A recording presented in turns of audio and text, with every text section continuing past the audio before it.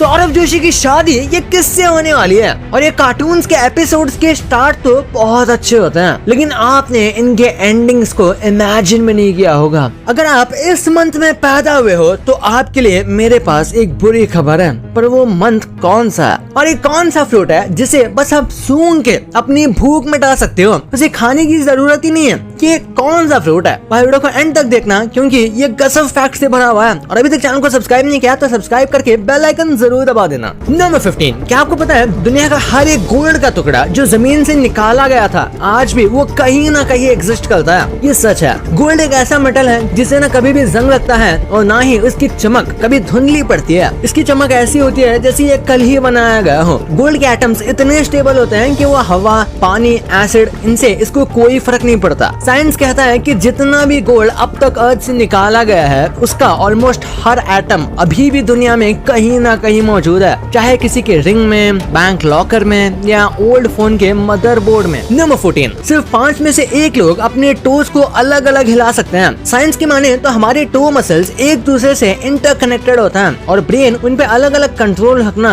नहीं सीखा। लेकिन रिसर्च कहता है कि सिर्फ 20% ऐसे लोग हैं जिनका टो एक्चुअली में अलग अलग मूव होता है, जैसे डांसर्स, योगीज या वो लोग जो बेयरफुट वॉक कर सकते हैं। तो अगर आप अपने टोज इंडिविजुअली हिला सकते हो तो आप रेयर हो। नंबर 13, अगले टाइम जब आप यौन करो तो ये सोचना मत भूलना। कहते हैं कि एक मेल घोस्ट उसी वक्त आपके अंदर घुस जाता है। कई एंशिएंट कल्चर्स इस पे बिलीव करते हैं कि जब यौन किया जाता है तो हमारी बॉडी वल्नरेबल होती है और ये घोस्ट या स्पिरिट के लिए एक मूवमेंट होता है जिससे वो हमारे बॉडी के अंदर एंटर कर सके। इस फैक्ट का कोई भी साइंटिफिक बेस नहीं है, लेकिन ये पहले के कल्चर्स में बहुत बिलीव किया जाता था। नंबर 12, क्या आपको पता है ज्यादातर सीरियल किलर्स नवंबर में पैदा होते हैं। कुछ साइकोलॉजिकल स्टडीज ने ऑब्जर्व किया कि नवंबर बॉर्न लोग थोड़े ज्यादा सीक्रेटिव और इंटेंस नेचर के होते हैं, जो ज़ोडिएक साइन स्कॉर्पियो और सैजिटेरियस से लिंक्ड है उनके। पर इसका ये मतलब नहीं कि हर नवंबर बॉर्न डेंजरस है। सीरियल किलर्स का बिहेवियर जेनेटिक्स, अपब्रिंगिंग, ट्रॉमा और एनवायरनमेंट पर डिपेंड करता है, बर्थ मंथ पे नहीं। ये ज्यादातर फैक्ट कोइंसिडेंस और मिथ से इंस्पायर्ड है, पर हाँ क्रीपी तो लगता है सोचने में। नंबर 11, ग्रीन एप्पल की सिर्फ खुशबू लेने से आप अपना वेट कम कर सकते हैं। ये फैक्ट वियर्ड लग सकता है, लेकिन साइंस कहती है कि ग्रीन एप्पल की स्मेल एक्चुअली क्रेविंग को सप्रेस करती है, स्पेशली शुगरी या फैटी फूड के क्रेविंग्स को। 2005 में एक स्टडी हुई जिसमें लोगों को जब ग्रीन एप्पल या पेपरमिंट की स्मेल रेगुलरली दी गई तो उनका एपेटाइट और वेट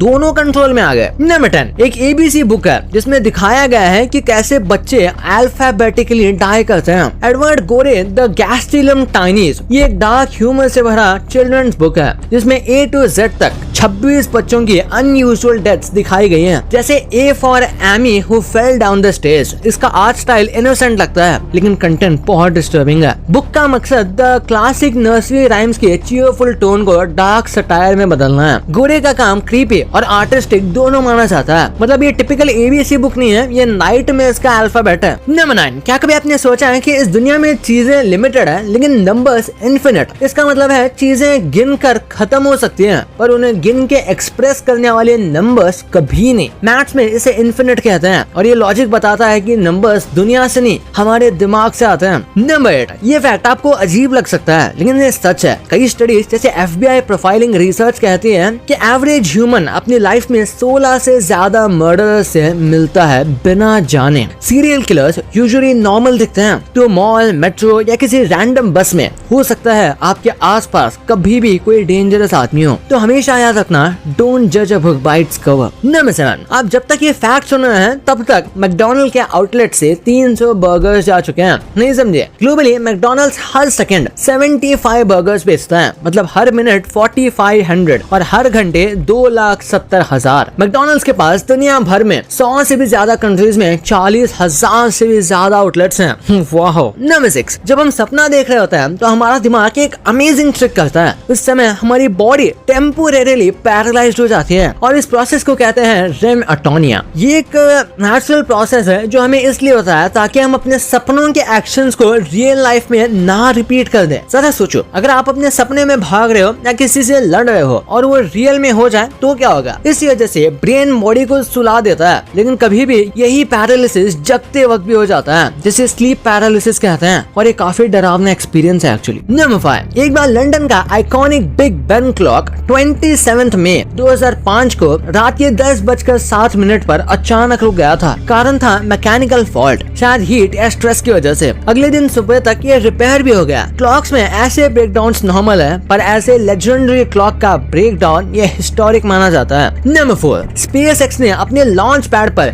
SLC-40 पर एक नया इमरजेंसी सिस्टम इंट्रोड्यूस किया है। एक हाई स्पीड इन्फ्लेटेबल स्लाइड, बिल्कुल एयरप्लेन स्लाइड जैसा, जैसे कि आप इस वीडियो में देख सकते हैं। ये पूरा स्लाइड एक बंद टनल जैसा बना हुआ है, जिसमें एस्ट्रोनॉट सीधे अंदर से स्लाइड करके सेफ जगह पहुंच जाते हैं। पहले के टाइम में नासा के लॉन्च पैड्स पर slide wire basket system use होता था, एक ओपन केबल जिसमें एस्ट्रोनॉट्स को लटक के नीचे आना पड़ता था, लेकिन इसमें ऐसा बिल्कुल नहीं है। नंबर 3, ज्यादातर लोग गूगल रोज यूज करते हैं, लेकिन उन्हें ये पता नहीं कि गूगल असल में बिलियंस कैसे कमा लेता है। सर्च एड से लेकर यूट्यूब तक हर क्लिक गूगल के लिए पैसा बना रहा है। विश्वास नहीं होता? ये देखिए, ये ब्रेकडाउन आपका दिमाग हिला देगा। गूगल का सबसे बड़ा पैसे कमाने का सर्च है एडवर्टाइजिंग, जहाँ से वो $164 बिलियन कमाता है, और ऊपर एड्स दिखते हैं, वो भी इसमें काउंट होते हैं। यूट्यूब एड से लगभग $40 बिलियन का रेवेन्यू आता है। गूगल नेटवर्क एड्स जो दूसरी वेबसाइट्स पर दिखते हैं, और गूगल क्लाउड सर्विसेज से 33 बिलियन का प्रॉफिट आता है, जिसे कंपनीज और डेवलपर्स यूज करते हैं। और बाकी के सोर्सेज जैसे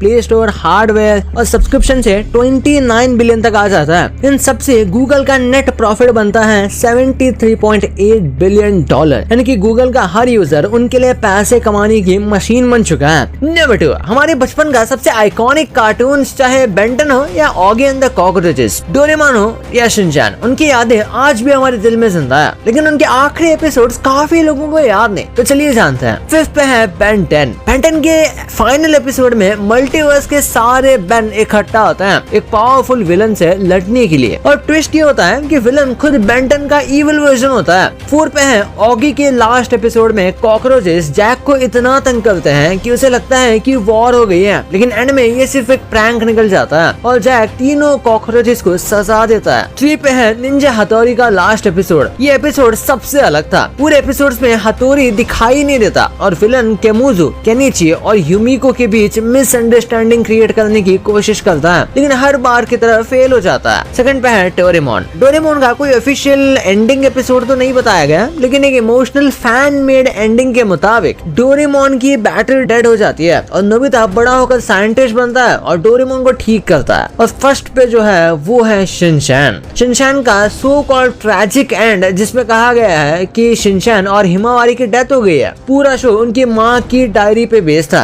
पर ये सिर्फ रूमर निकला। शिनचैन का कोई ऑफिशियल एंडिंग अभी तक आया ही नहीं। क्रिएटर्स के मुताबिक जब तक उनकी टीम और उनका वॉइस ओवर आर्टिस्ट एक्टिव है, तब तक शो चलता रहेगा। नंबर 1, जैसे कि आपको सबको पता है कि सौरभ की जल्द ही शादी होने वाली है, लेकिन किससे होने वाली है ये किसी को नहीं पता। यूट्यूब पे कई सारे वीडियोस हैं, कई सारे स्पेकुलेशंस लगा चुके हैं कि आखिर सौरभ जोशी की वाइफ आखिर कौन है। तो चलिए जानते हैं। सबसे पहले बात करते हैं पीरू की। इस लड़की को काफी लोग सौरभ जोशी की होने वाली वाइफ बता रहे हैं, जो उनके साथ वीडियो सॉन्ग में फीचर हो चुकी है, लेकिन सौरभ के मुताबिक उनकी होने वाली वाइफ अभी तक उनकी वीडियो में नहीं आई, यानी वो लड़की पीरू तो है ही नहीं। नेक्स्ट आती है श्वेता जोशी। दोस्तों, ये वो लड़की नहीं हो सकती, क्योंकि श्वेता उनकी एक कजन है, और ये बात उन्होंने खुद ही लाइव आकर बताई थी। नेक्स्ट बात आती है जिया शर्मा की। लोगों ने इन्हें सौरभ जोशी की फ्यूचर वाइफ बना दिया, लेकिन जिया शर्मा ने खुद ही अपने इंस्टाग्राम में इस बात को डिनाई कर दिया। लेकिन हाल ही में वायरल हो रहे मास्क वाली वीडियो पे सबसे ज्यादा शक जा रहा है, क्योंकि सौरभ ने एक व्लॉग में कहा था कि मैंने और मेरी वाइफ ने मास्क लगा के रखा है। अब इनका नाम तो किसी को नहीं पता, लेकिन सौरभ जोशी ने अपने फैन से खुद ही प्रॉमिस किया है कि वो अपने होने वाली वाइफ का फेस खुद रिवील करेंगे। बस अपने आप से स्पेकुलेशंस ना बनाया जाए, ये उनकी दरख्वास्त है। तो आपको क्या लगता है दोस्तों, आखिर कौन हो सकता है सौरभ जोशी की फ्यूचर वाइफ? भाई ये तो आपको पता चल गया, पर सोशल मीडिया पे फेमस हुए ये लोग आज